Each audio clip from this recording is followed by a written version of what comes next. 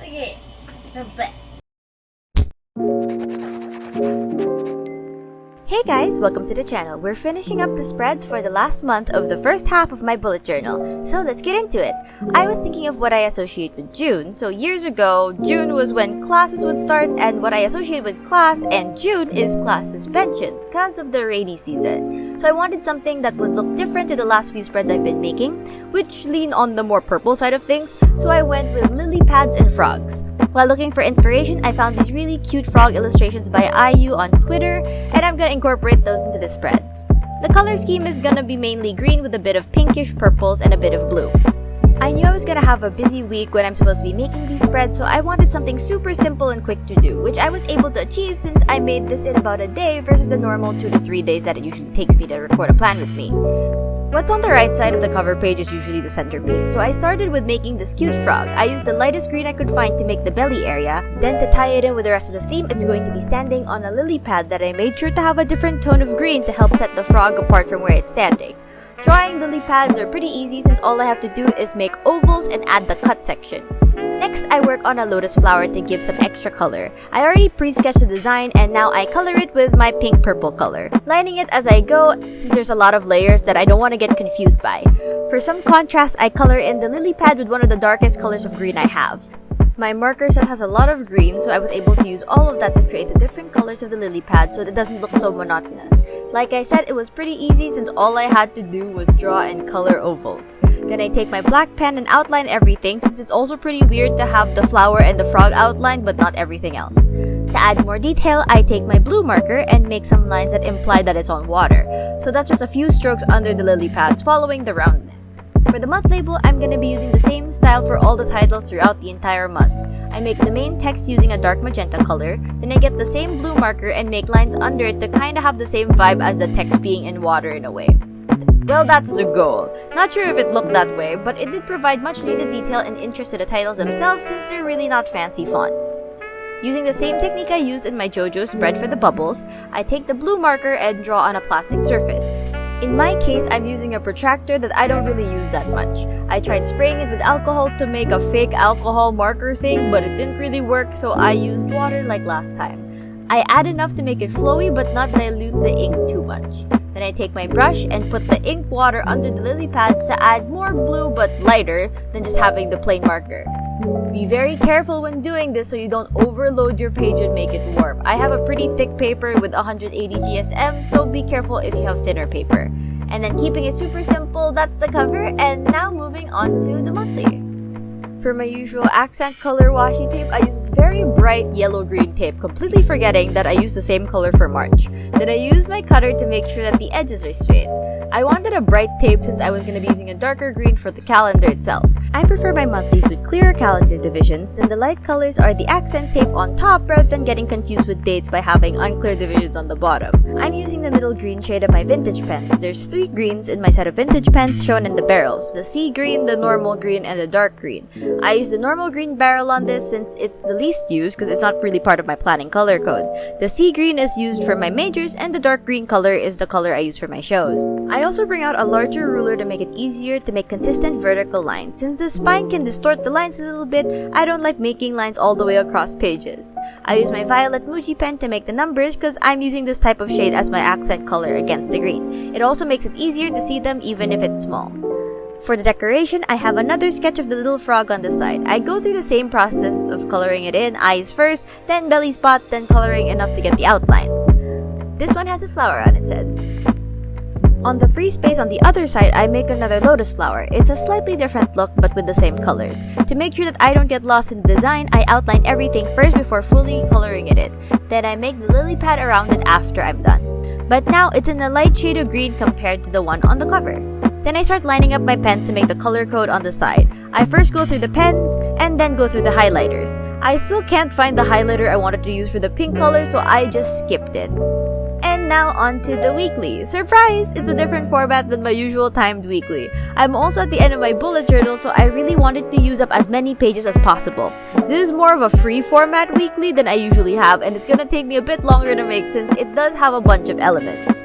First, I make my overview calendar. So of course, I have my highlighter and my 2 colors that I use for the calendar itself. Then I have the same color scheme for the title and write it in the magenta color. Following the other titles, there's also the blue lines around it to indicate that there's water somewhere, somehow. I make a gradient of green markers using the lightest to write week 1, then I'm gonna use the darker and darker markers as I go through the month. Then I add the blue lines again. The main design element in this spread is going to be the little frog drawings on the left side. Since I'm trying to use up as much paper as possible, I'm making Dutch doors for this spread like I did for the setup of the month, which means I only need to draw 4 days on one page. Then the other side is going to be a shows box like I already have in my usual monthlies, just on the other side of the page. To help differentiate between the days, I also take different shades of green gel pens and write each day label in a different color, which I do on both sides. Then the extra box is just going to be a little notes box. Then I also make the edges rounded so it doesn't look so plain. Now it's time to make the Dutch door. I cut the page on the free edge to make a little tab. The issue is it ripped a little bit since I was really trying to force my scissors, so I switched to a cutter instead. Since the spread is basically done, I erase the pencil marks and use one of my dry paint brushes to sweep the eraser dust off. Then I take the same color I used for writing week 1 to color in the tab to help me flip pages. Then while I'm making the rest of the weeklies, let's talk about how my month has been going. You guys might have noticed that I've been uploading some debate-centric vlogs lately, and since I was applying to a debate org. So if you like those videos, you'd be happy to know that I passed the app process and have become an official member. So you're gonna see more of those debate vlogs soon as I'm writing this. I'm working on one right now since I'll be going to my first debate competition outside of the org. It's just a small local one since I'm still very new. In other news, it's really nearing UP Finals Week and I have a lot of papers that I have done and I still need to do. I think I have a paper for every single major that I have. That's why I made a super simple spread for this month. There's a concept paper due for speech 150 and 180, which are interpersonal and instructional communication respectively. Then I have a quantitative paper for speech 110, which is the research method subject, which I haven't really started yet since it's due on June 6. Then I have a personal narrative performance for speech 120, which is oral interpretation and performance. I already finished the paper for 150, currently editing the paper for 180, but I'm pretty scared for the performance. This time, instead of just looking for a suitable story to analyze, make a paper on, then perform, I have to make the thing first, analyze it, make another paper about it, and then perform it. And now we even have less time to do all of that. I'm planning on writing about my experiences in high school when I went overseas for a conference and the obstacles I encountered during that time. Like the committee choices, not being prepared enough, my self-esteem preventing me from speaking like I usually would, oversleeping and not being able to prep arguments, all the stuff like that I'm gonna at least try to mention in the 10 minutes that I have. I thought it would be a more vulnerable experience, which the prof really wants us to have, but also something that would have a happy ending so it's not too sad. My paper for 150 is what I would call my go-to research topic when I can't think of anything, which is the gatekeeping of women in gaming culture, which is something that I've experienced firsthand as someone who really likes lore but can't afford to buy games all the time. So my go-to is watching playthroughs and immersing myself into the lore. This gets the attention of gatekeepers who think that I don't deserve to be a fan of the game if I haven't played it myself, or those who constantly quiz me on lore to intentionally make me trip up then accuse me of being a fake fan or liking something to get the attention of some imaginary boy. This topic is really something that I get really passionate about and I could talk about it for hours, and it's always an easy thing for me to make papers on since I already have the points to talk about. My paper for 180 is about the adaptation of previously homeschooled students to the online setup versus the face-to-face setup of college. I thought it would be a good topic for instructional communication since I was homeschooled for 4 years when I was in grade school. Since homeschoolers have developed a support system with their family and friends that they can't really see that often, do they really need to be as socially integrated as students who haven't been homeschooled?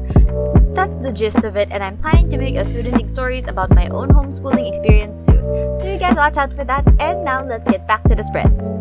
For the habit tracker, since it's lily pad themed, I thought it was time to bring back my circular habit trackers. I start with the centerpiece of each would be a drawing of the little frog, but it's going to be different for each of them. Then I proceed to outline the trackers. It's made of concentric circles, so I really try my best to stick to the lines. It's fine if it's not super consistent since it's a lily pad anyway, and the lines we're gonna make later are gonna obscure the unevenness a lot. I also add the usual lily pad triangular cut in the section where I place the legend. Instead of trying to force myself to make a perfect circle, I stop and turn the notebook to make a circle a little bit at a time. I make that circle pattern for both sides. Then I take my ruler and start making the lines that divide it into 30 sections. I didn't really put much care into cutting it super precisely. I only bothered with getting 30 in total and not distributing it equally. so some sections of the lines translate to both ends and some are just limited to one side. I also make some adjustments in the division if I think they're too narrow for me to color in later. For the title, same thing as the last time but bigger. Magenta text with the lines on the bottom that make it look like it's on water. Since the spread looks super plain without color, I also take a washi tape that has a lot of different plants on it, then use that to decorate the top section of the trackers. For the other trackers, I start with the title with the same old title style I've been using, then I make the dates for the trackers using the violet Muji pen. The top labels are using my green Muji pen. Then I'm doing the opposite of the color key at the side for the exercise trackers. The box is made with sea green vintage pen, which is lighter than the green I use for making the weeklies. The decorations on the side are going to be a lotus flower like I've been making since earlier and putting that on a lily pad. Next is a small frog holding a pillow near the sleep tracker. I had to be super careful to color it the right way since it was so small. To keep consistency with the frog, I always use the same colors. And for consistency with the rest of the design, I also put that frog on another lily pad. The last frog is going to be above the color key of the exercise tracker, but it's going to be lying down. I didn't bother adding the belly color down to make it super easy. Then to fill up the space, I just keep adding different sizes and colors of lily pad, all of which I outlined with a black pen. To make it more similar to the cover, I take the blue marker and do the same painting of the ink thing I did earlier to make it look like there's actually water. I also add that to the boxes as a very subtle drop shadow. Last step is just rounding the edges of the Dutch doors going back to the weeklies, and that's it for June. I hope you guys like the spreads even if I did make them super duper simple. I really like the frog designs by IU, which served as the main focal point of the designs. It's also been a while since I used a non-time spreads, which is around July of last year, so I wanted to see what it's like again. What do you guys think of the spreads? Any suggestions for monthly themes? Leave them in the comments below. If you found this video interesting, hit the like button, and if you want to see more videos like this from me, then hit the subscribe button and the bell to know when a new video is out. I try to upload every week, Monday nights at 8. I guess that's all for this video. Bye guys!